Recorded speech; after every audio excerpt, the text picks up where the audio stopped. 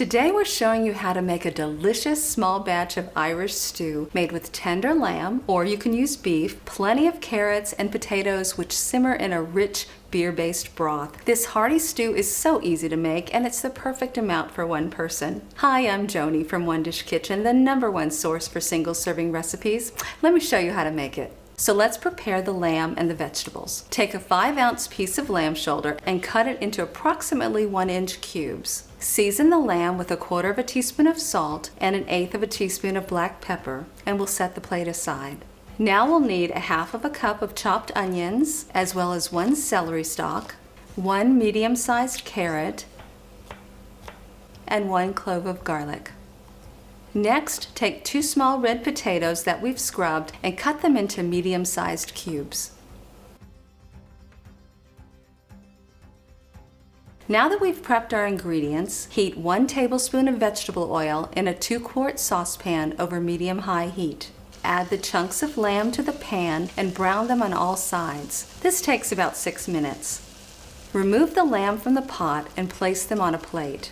You don't want to cook the lamb, just brown it. The lamb will cook slowly in the stew and the meat will become so tender and juicy. And be sure to leave any brown bits at the bottom of the pan. This is like crispy gold, and it's going to give your stew a lot of its flavor. Add an additional 1/2 tablespoon of vegetable oil to the pot if necessary, and stir in the chopped onions and celery. Cook, stirring occasionally until the onions are translucent, which takes about 2 minutes. Add the garlic and cook, stirring occasionally for 30 seconds. Add 1/2 tablespoon of tomato paste and 1 teaspoon of Worcestershire sauce to the pot and cook, stirring constantly for 30 seconds. I like buying these tubes of tomato paste instead of the cans. This way you can use the amount you want and keep the rest in the refrigerator. It lasts for a long time too. You can find them in the same section of your grocery store that the cans of tomato paste are found. Sprinkle 1 tablespoon of flour over the vegetables. Stir the vegetables until you don't see any more flour and the vegetables look slightly mushy from the flour coating. This should take about a minute. Next, we'll add 1/4 cup of stout and 1/2 teaspoon of dried thyme. We're using Guinness, but you can use your favorite stout. You can also use any beer, the darker the better.